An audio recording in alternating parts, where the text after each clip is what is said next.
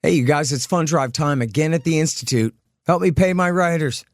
The Institute is awesome. You don't need convincing by me. You just need the address, libertarianinstitute.org/donate.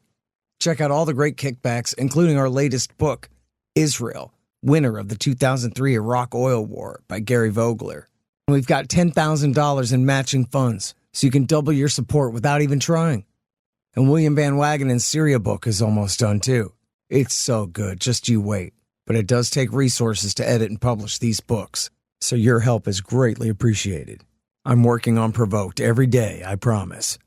libertarianinstitute.org/donate. And thanks, y'all. For Pacifica Radio, August 1st, 2024. I'm Scott Horton. This is Anti-War Radio.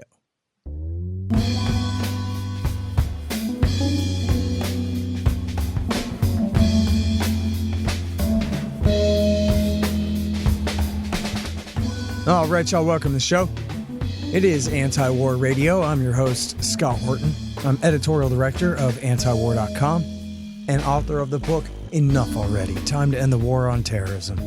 You can find my full interview archive, more than 6,000 of them now, going back to 2003, at scotthorton.org and at youtube.com/Scott Horton Show and all the other video sites and podcatchers and things like that. And of course, I'm here from 2:30 to 3 every Thursday on KPFK 90.7 FM in LA. Our guest today is Kyle Anzalone. He is news editor at the Institute and opinion editor at antiwar.com. Welcome back to the show, Kyle. How you doing? Doing great, Scott. Thanks for having me. I really appreciate you joining us on the show here.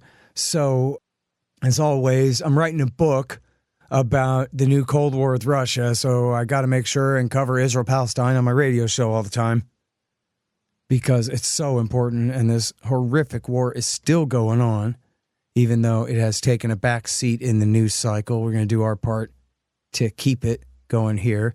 And actually, I guess there is big news that everyone's paying attention to: the assassination by Israel of the leader of the political branch of Hamas in Tehran, huh? Right. And so this was actually the third in a series of assassinations that Israel conducted over the course of a few hours. They killed a top Hezbollah commander in Beirut. They killed a top IRGC commander, that's an Iranian military commander who is in Syria. And then they also then killed Ismail Haniyeh, who was the political chief of Hamas in Tehran. It's all the details of the assassination are unclear. It seems that there was some kind of missile or long-range drone used. Israel has not officially taken responsibility for it, but everybody seems to have blamed Israel, and Israel isn't issuing a denial, so it does seem that it was Israel behind this. The Iranians are saying not only was Israel responsible, but also the U.S. was, because they would have had to either have knowledge of this or actually have aided the attack, because it was a long-range missile strike from Israel into Iran, or that seems to be the premise the Iranians are working under at this point. All right, Kyle. Well, by the way, the New York Times is saying today that the bomb was smuggled into the Tehran guest house months ago and then was detonated to kill Hania. So I don't know if that's really true or not, but that's what Ronan Bergman is reporting in the New York Times. But I mean, that seems suspicious because the Hamas official was in Tehran for the inauguration of the new president. And I think Rouhani only died just over a month and a half ago now. So how they would have known to have a bomb there for a visit from this Hamas official seems a little bit questionable, but I guess I could look at more details later. It's Anti-War Radio. I'm talking with Kyle Anzalone from Antiwar.com. And now, so I just finished interviewing Jeremy R. Hammond about the ICJ ruling, and so people will be able to find that at scotthorton.org. But can you give us a quick rundown there? Yeah, so the ICJ, which is the UN court, it's the world court, so any country that is a party to the UN, which the U.S. and Israel both are, would be a member to this court. And they have ruled that, the settlement expansion, what Israel is doing in Palestine, the forced displacement, are all a part of an ongoing occupation, and that is illegal. There's multiple different kind of court things working through court here, Scott. Of course, Netanyahu and the defense minister, Yoav Gallant, are facing a possible indictment from the International Criminal Court, which the U.S. and Israel aren't actually a party to, but they're brought up on charges of war crimes, genocide, extermination related to Gaza. And additionally, the ICJ is working on a separate case that was brought by South Africa and has been joined by several other countries now accusing Israel of genocide in Gaza. So there's a lot of different indictments in world court working against Israel at this point. Yeah. And, I can see how it serves the narrative from the Israeli point of view that, see, the whole world is against us, but it's got to raise the question, why? Really, they just hate you for no reason. And it's all based on hate. These judges put on their robes and get up there and issue these rulings saying that, well, the law says you can't occupy other people's land and steal their territory and colonize it and all these things. Oh, no, they hate us. They hate us. Really? It's so obvious. The whole world agrees about this because what's happening is crazy. It's not just the occupation, but the absolute ruthless, just the merciless brutality the Israelis mete out against the Palestinians daily. It's just out of this world. And, I know Israelis are very propagandized about this too. Everything they see is cleared by military censors, but they got the internet too, right? I mean, it's not like they don't know what's going on the other side of those walls.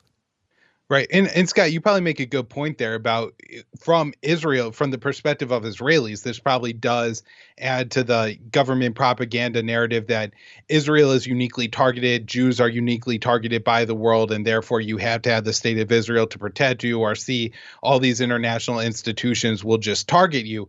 But I think this is important more for the people of the United States and even the rest of the world, but particularly the United States, because we are the main backer of Israel. And without Washington's assistance, Tel Aviv would not be able to do what they're doing, particularly in Gaza, but even the settlement and the eventual annexation of the West Bank. That wouldn't happen without Washington's authorization. And so when you have the World Court, particularly under the Biden administration, that has been saying that what we need to do is uphold international law and these values of democracy, and we have to stand against thugs and dictators and things like that. When you have Netanyahu possibly facing an indictment at the ICC and the ICJ ruling against Israel. And by the way, these aren't, just some Arab prosecutors going against Israel because they're Muslims and they hate the Jews. The ICJ rulings were 15-1, meaning that, 15 justices from around the world said that, yes, Israel is guilty, and is just the one representative of Israel, or I think a Ugandan judge, that dissented from these rulings. And so for the most part, there is a lot of consensus here that what Israel is doing in Gaza and to the Palestinian people in general is just completely unacceptable. And I think, in the U.S. in particular, if somebody is going to say, oh, you're an anti-Semite for saying that Israel is committing a genocide in Gaza, and you say, well, the World Court believes, sides with me and says the same thing, then it makes the anti-Semitic argument a lot less powerful. And look, all anybody has to do is see the videos coming in. I know that they've killed a lot of journalists and made that more and more difficult, but the footage doesn't lie. Even back, if you go back to, the 2008 war, I guess, Jon Stewart on The Daily Show had a bit where he's showing the reporter reporting from the war. It's a war. And he's reporting from Tel Aviv, and he's wearing a pink polo shirt, and he's like, standing with some palm trees. It's like, it's a terrible war going on, this and that. And then they show the Palestinian reporter, and he's wearing a bulletproof vest and a helmet, and there's literally no fooling explosions. People are being killed nearby him, and he's clearly terrified out of his mind. And it's like, something's going on different from the way they explain it. You know what I mean? The body language here is telling me a different story than the way the anchor sets up what's going on here. How is this a war? It's not a war. It's a canned hunt. Yeah, well, and just on the point you were making before, Scott, the images and the disparities in 2008, I was only 18 at the time, but I distinctly remember looking at the images from the war and seeing in Gaza entire buildings getting flattened, these massive explosions and bombs.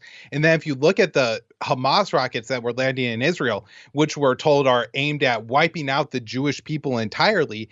Well, these were essentially things that people were building for science fair experiments in high school. They were no more than a foot or two long. I mean, yes, they were made of metal, but they didn't have very large explosives on them.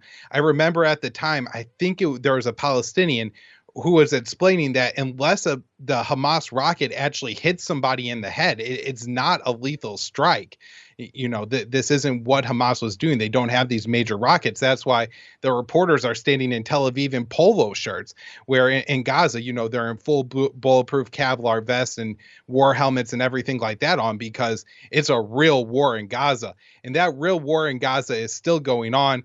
Just this past week, Scott, the IDF withdrew from Khan Yunis, which is one of the major cities in southern Gaza. It's the third time that they've invaded the city. Of course, they bombed it throughout the past 10 months anyway, but actually putting soldiers on the ground, going in, rolling in with tanks and just destroying everything. It's the third time that's happened.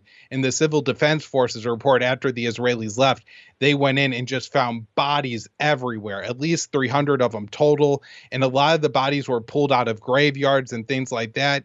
And this is really important, Scott, and it's not getting nearly enough attention, particularly in American media. And it really should be. If we look at the history of the U.S., of course, destroying and eliminating like Native American Indian graveyards and different mounds and things like that they built was really important to the genocide and taking of this land from the American Indians. And we're seeing the Israelis do the same thing in Gaza, where they're destroying all the cemeteries and getting rid of all the cultural sites, and all of the Palestinian cultural roots of the land are literally being uprooted by the Israelis here, because they want to take this land and eliminate the Palestinians from it entirely. I wonder if the coup against Biden wasn't because he's old and demented and was going to lose, but because the Israelis thought that Kamala Harris would be easier for Trump to beat. Well, I'm looking at the way it's going now. I'm not so sure that's how the dynamics are going to play out. I think Kamala Harris may actually present a tougher challenge to Trump than Biden did, just because at this point she is somewhat more aware of what's going on. Yeah. Well, we'll see. Anyway, I don't want to get too derailed onto that, but I just have a hard time looking at Trump as having any other policy position at all other than serving Israel's interests. Otherwise, what's he there for? He says he disagrees with them about this or that, but he doesn't really do anything different than the Obama-Biden policy other than serving Israel more and worse. And it seems like that's the whole point of it. His son-in-law is already talking about, after we kick out all the Palestinians, we're going to build condos in Gaza. And that's Jared Kushner. He's just bluffing. I mean, he's the guy who did the Abraham Accords, Right. Well, and this is maybe one of the reasons I would disagree with you why Israel would want Biden still there, because the debate between Trump and Biden, and you throw in RFK Jr. as well, is who supports Israel more? Who is the biggest Zionist? Who's going to come out and say Israel can annex the West Bank, they could annex Gaza? That's really the debate between when you got Trump and Biden on the stage. Kamala Harris at times has at least kind of tried to sound more empathetic towards the Palestinians. Apparently, her remarks after her meeting with Netanyahu last week, saying that she would like to see a permanent ceasefire. Now, she also said, of course, all the other things every American politician says. Israel has a right to defend itself. Israel is a crucial national security interest for the United States. The U.S. needs to give Israel all the weapons it needs to defend itself. But she also said that she would like to see a ceasefire eventually happen in the conflict. And this apparently irked Netanyahu enough that he came out and gave a statement. And so I think the dynamics of the debate actually changed a little bit with Harris, where it's not who supports Israel more. She's actually probably going to let Trump take that and try to win some Muslim voters, particularly in Michigan, and try not to sound quite as hawkish or try to out-hawk Trump at every turn when it comes to Israel as Biden did. Yeah, that's true. I mean, I think she's easy to underestimate because she's obviously about as bright as Trump, but essentially all the reasons that Democrats voters had to despise Biden, they can now ignore and throw over, right? He's too old, he's demented, he's Genocide Joe, but nobody really thinks that she's Dick Cheney running things. You know what I mean? And that this is all her responsibility. She's just the vice president on this issue. And so it will evade any responsibility for that. And the same for, the inflation crisis and everything else. Democrat voters don't blame her for the immigration thing, so that won't really be a problem as far as people who would vote for her anyway, even though it's an issue overall in the country. And so I think that she has a lot of advantages compared to Biden if she doesn't completely blow it. But obviously it's Trump's to lose since he's the most famous man in the world. But he could very well blow it too, as he did last time. So, you're right about the contest about who's worse. I think Trump would win it. I mean, I think right now Biden, as demented as he is, would say, no, you can't just cleanse the West Bank. I think that Trump might go for it. I think if Netanyahu says to him, look, man, I'll give you $6, he'll just be like, all right, go ahead. What do I care? You know what I mean? And then if he gives the green light, I don't know what else could stop it at that point. And, I don't know. I shouldn't keep predicting that. I don't really think that's probably what'll happen, but I think it might, Right. And, I'm very concerned about it. The only, I guess, difference I see if Trump takes office is that liberal Americans may stand up against what Israel is doing in a way they just simply won't if Kamala Harris or Joe Biden is president. They'll just let Israel do what they want. And the Republicans don't care about a Palestinian, right? True. Yeah. None of them are going to go out in the streets or even so much as protest Netanyahu when he comes to the United States and gets 48 or 58 standing ovations in 56 minutes. None of them are going to be upset about that. They're just going to thump their chest and say, this is what American first is. And with the Democrats, I think they're going to basically oppose anything that Trump does, especially as vigorously as he would back what's happening in Gaza. And you are going to have a lot of Democratic Muslims who try to rally their peers to say, hey, what's going on here is really wrong. So I think we could see a major protest movement against, say, the annexation of the West Bank if Trump were president, and we never would if it was Harris or Biden. Yeah. And, going back to 2020, Biden, I confused them. Netanyahu tried to push his luck and go ahead and officially annex the West Bank, and Trump and his people told them to back off on that. And so it goes to show that there's a little sensitivity there. But I don't know. I think a protest movement on the left might just solidify Trump's support for Israel even more and just say, yeah, well, if AOC's against it, then this is what I'm for, and politically calculate that he's got nothing to lose, which, as he said, Republicans, by and large, don't care about this issue, or certainly not about the Palestinians. They might care about the issue on the wrong side of it. For the most part, I don't want to overstate that because there are conservatives who are great on this. But overall, in the political conversation in D.C., not so powerful, unfortunately. Yeah. Well, I guess it was just a matter of time. I drank so much coffee, I turned into some. Hey guys, check out the Scott Horton Show special blend at MoondosArtisanCoffee.com. It's a blend of organically grown Ethiopian and Sumatran coffee beans. Two very different coffees combined to create a unique blend. Ethiopia is smooth and medium-bodied. Sumatra, rich, heavy-bodied coffee. And it's got caffeine, lots of it, which is good for if you have to drive drunk or get up in the morning. Click through from the link in the right-hand margin at scotthorton.org to save 10% on your order. It's the Scott Horton Show blend from Moondos Artisan Coffee.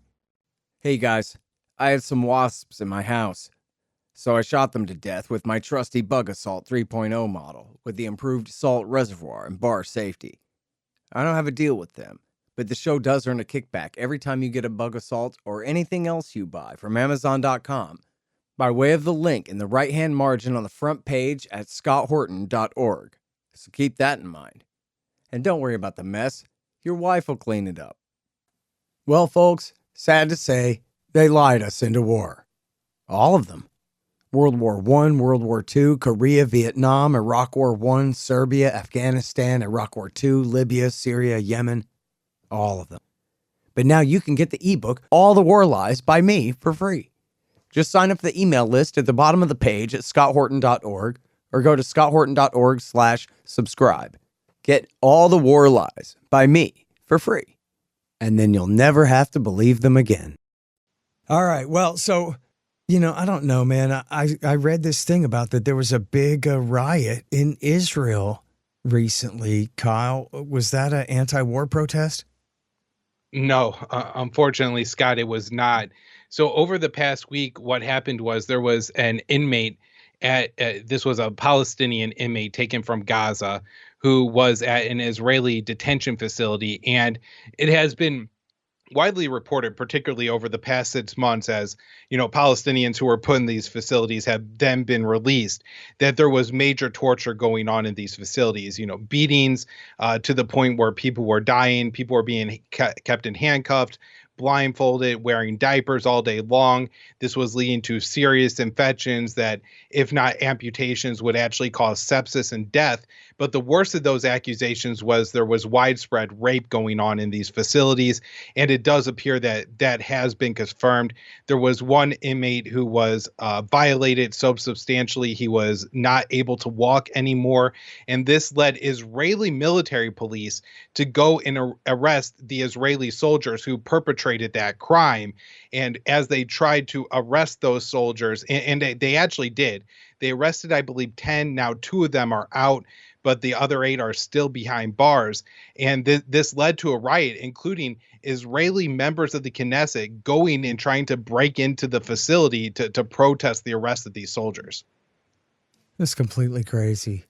And then I read the quote of the member of the Knesset saying, yeah, hey, if he's a member of, I guess he was asked directly or someone asked rhetorically, Jesus, is this what we're doing now? Isn't that illegal? And he said, hey, if the guy's a Hamas terrorist, then anything should be allowed against him. And so just outright justified it. Right. Yeah, no, you're right. This was actually a member of the Likud party as well, which is the same party as Benjamin Netanyahu, the Israeli prime minister. And it's been quite disappointing on the American side, Scott. So the State Department has been asked about these accusations, and they will not call this a war crime. They specifically will not.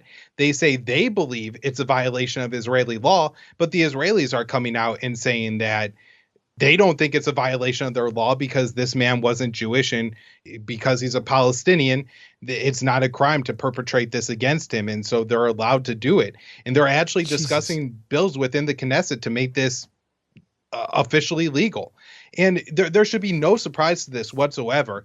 Itamar Ben-Gvir, who is often kind of portrayed in American media as almost fringe in the Israeli government. He's not. He's central to the government. He's the national security minister. He controls the police, the border guards, and the prisons within Gaza. And he has been saying all along that it has, and this goes back before October 7th, Scott. He took over the position in late 2022. So he was in this role a full 10 months before October 7th even happened. But he has talked about cutting the Palestinian food rations in prison to an absolute minimum, making their lives as cruel as possible. So we've had reports of during the winter, they come in and take all the coverings off the windows so it's as cold as possible. They put them back up in summer so it's as hot as possible. The shower times are kept to a minimum. You're not given a timer, and if you shower for too long, the soldiers will ruthlessly beat you, including some people have even died from these beatings. And Ben-Gvir has said that he wants to make these conditions worse from this perspective, and has even floated the idea of just carrying out summary execution of all these Palestinians to make room for more Palestinians to be in the prisons. That's just incredible. And these aren't just some kooks in the Knesset, as you're saying. This is the interior minister, basically. Yeah. Yeah. Okay. Yeah. And here's the quote. I'm sorry I had it wrong before. It's very close.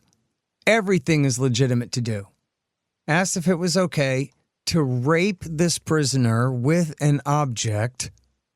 Yes, if he is a Hamas militant, everything is legitimate to do. Everything, Milwidsky said.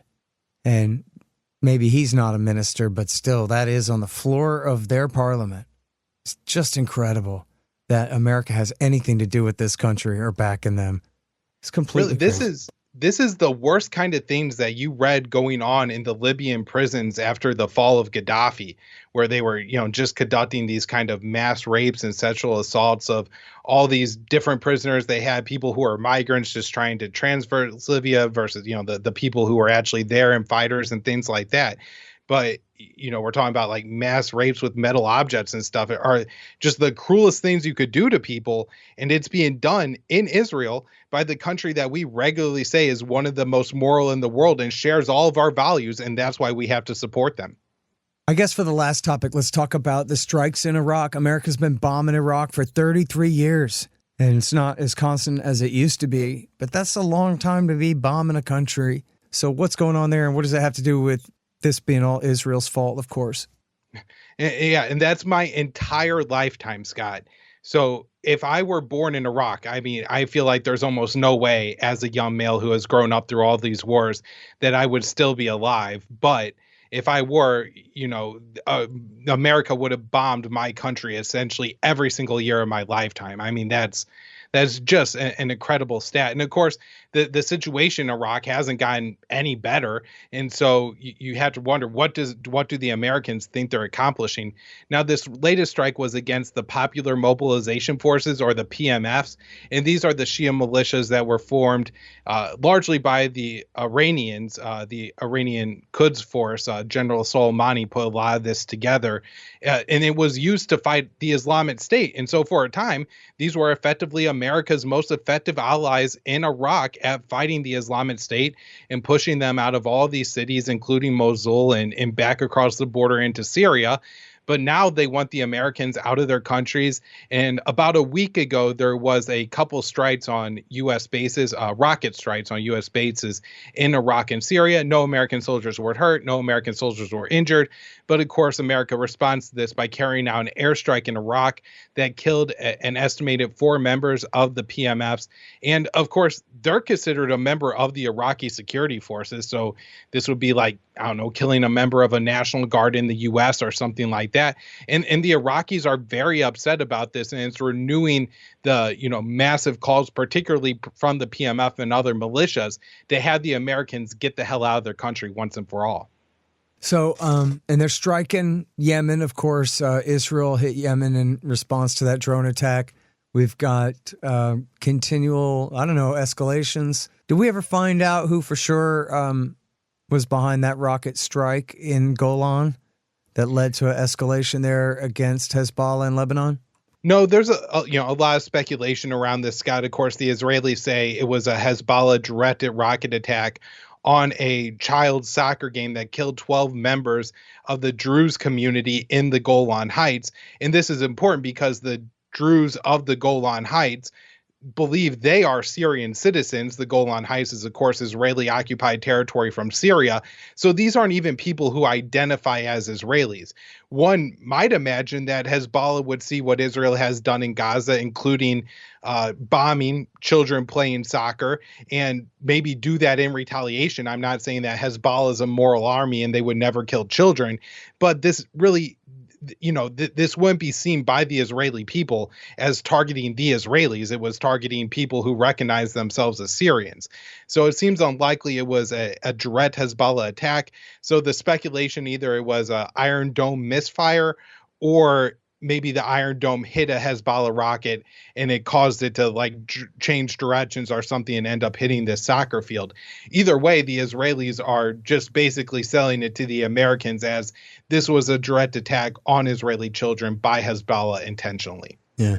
Well, it's funny, man. When that news came out, it's just horrible. You take all these things on their face and imagine being the parent of any one of these children, obliterated in this horrific fashion. It's just, at the same time, it's like, oh, now it's wrong to bomb a soccer game? Israelis bombed a soccer game 3 weeks ago.